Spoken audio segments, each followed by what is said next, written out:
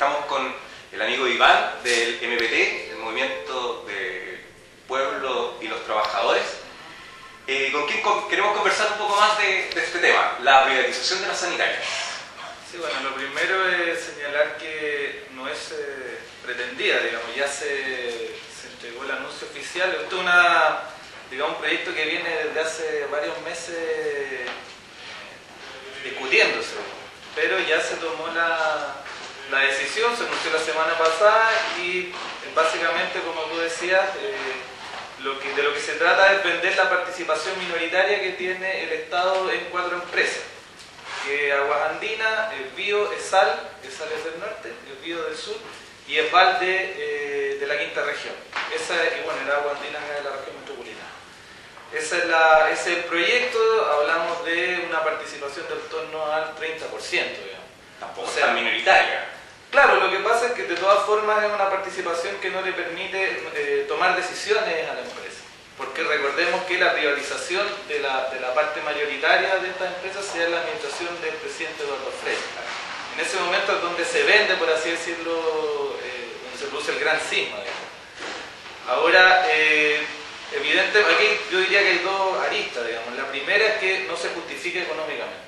O sea, lo que ha dicho el gobierno del presidente Piñera es que esto busca aportar al fondo que se ha creado para la reconstrucción del país, que es en torno a unos 9.300 millones de dólares. Cabe señalar de que la venta entregaría al fisco 1.300 millones de dólares, eso es lo que se estima. Más no se explica económicamente, porque no es mucho lo que se recauda por esta venta, y por lo demás esos mismos dineros se podrían obtener de otra forma. Hay un dato que es bien interesante, y es que si es que se subiera solo un punto, el impuesto a la utilidad de las grandes empresas, se podría perfectamente recuperar esa cantidad de plata. Otro dato interesante es que el presidente Piñera, dentro del paquete para la reconstrucción que señaló, hay bastantes beneficios tributarios que se entregan para propiciar la donación supuestamente a las grandes empresas. Y hay un alza en los tributos, pero es temporal. Si nosotros, para las grandes empresas, porque hay un alza a los impuestos indirectos, al tabaco, a los alcoholes, o a los combustibles, que son impuestos que nos afectan a todos los chilenos, esas son permanentes, las que afectan a las grandes empresas son temporales. Si sumamos todos esos beneficios tributarios que se están entregando a las grandes empresas, el fisco, de acuerdo, tal como lo ha señalado la Dirección de Presupuestos del gobierno, el fisco está perdiendo en torno a 400 millones de dólares al año. Entonces, en 3 años el fisco está perdiendo lo mismo que va a obtener por la empresa. Entonces, en definitiva, de lo que se trata aquí es una excusa para vender lo que queda de la... O sea, sin terremoto lo que han hecho igual. Me quiero quedar primero con esto del tiempo. Tú dices que se está preparando esto hace meses, antes de la entrada de Piñera, porque meses, ya llevamos 2 o 3 meses, podría ser dentro. O ya Bachelet está preparando esto. O sea, cabe señalar de que la derecha tiene muchas expectativas con el gobierno de Piñera, ¿no? La idea es, por así decirlo, hay un proyecto detrás de eso, y dentro de ese proyecto evidentemente está privatizar lo poco que queda, digamos.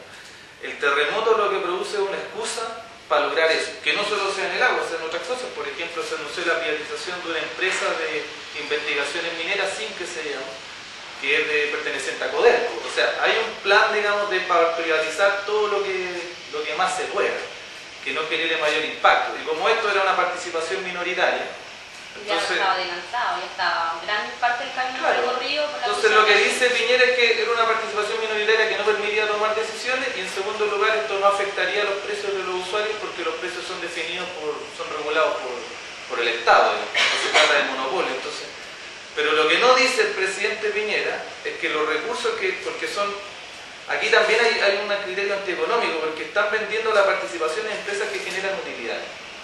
Entonces aquí hay un flujo permanente de recursos al Estado que se va a perder. Es como que yo vendiera mi taxi, digamos, o sea, no tiene explicación. Y un aspecto interesante de esto es que una parte importante de esos recursos iba a Corfo, específicamente a Cercotec, para apoyar a la pequeña y mediana empresa. Entonces todavía tampoco no se sabe cómo se va a reponer esos recursos que se dejan de percibir de ayuda a la pyme, considerando que la pyme es un sector estratégico de la economía. Hay quienes dicen también que, lo leí por ahí en un artículo, que con estas supuestas ventas que van a hacer, deberían darle cabida a empresas internacionales, empresas de afuera, que pondrían a disposición más tecnología, más modernización, y no ocurriría a lo mejor lo que pasó ahora con el terremoto, de que muchas empresas quedaron en jaque, su capacidad no dio abasto y colapsaron. Entonces, a lo mejor podría en ese caso darse la licitación o la venta a empresas que sí pudieran responder en este tipo de ocasiones. Bueno, esa fue la excusa que dio Frey para vender la participación mayoritaria en la empresa sanitaria, que iban a traer inversiones que el Estado no estaba dispuesto. Pero eso es una falacia, como se llama, una premisa que tiene supuestos falsos. O sea, una empresa estatal no tiene por qué no tener recursos para invertir en su propio desarrollo. O sea, aquí hay una decisión estratégica tomada por los sectores que gobiernan Chile, ya sea militen en los partidos de la concertación o la derecha, por privatizar este país, digamos. Y una de las fórmulas de privatizar este país es impedir que las empresas del Estado se desarrollen. Hace poquito teníamos, por ejemplo, el caso de Codelco. Codelco entrega todas sus utilidades al Estado. Y además tiene un gravamen que no tiene ninguna empresa privada, que tiene que entregar el 10% de las ventas, no de las utilidades, de las ventas de cobre a la Fuerza Armada. Entonces, claro, se dice que Codelco es ineficiente, que no invierte, pero si no tiene recursos. Entonces, una de las salidas que se buscó fue vender parte de la participación de Codelco, parte de la propiedad de Codelco, para obtener recursos frescos. Por suerte ahí hay un debate de que se intenta que Codelco tenga dinero para reinvertir, pero Codelco es la joya de la corona. Esos criterios de reinversión tienen que hacer todas las empresas del Estado.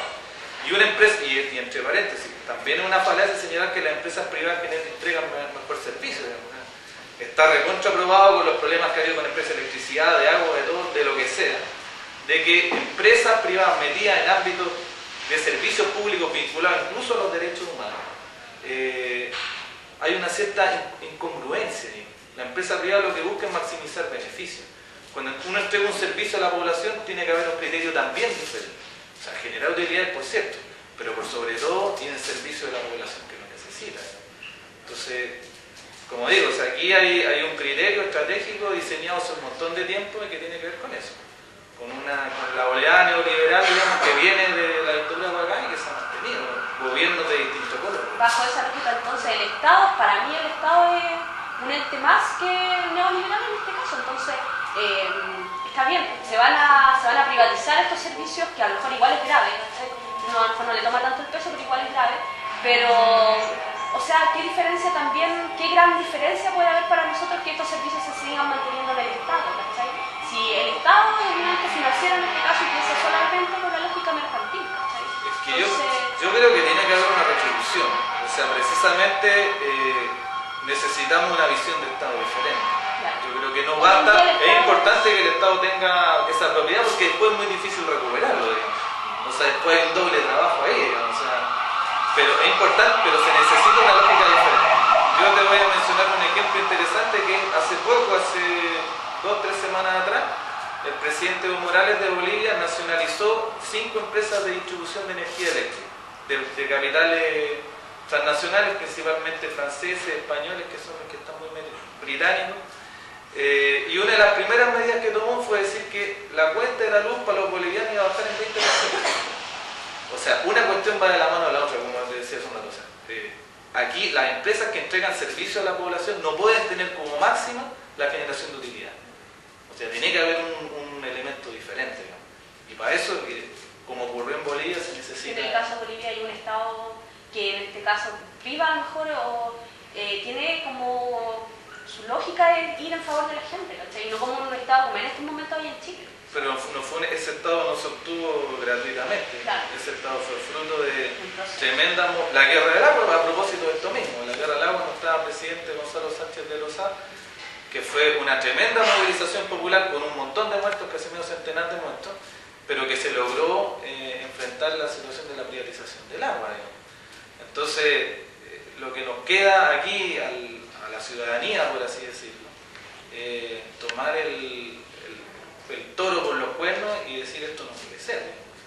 Y dado que no podemos esperar de las autoridades nada, hay que hacerlo nosotros. Tendremos que hacerlo nosotros, seguir el ejemplo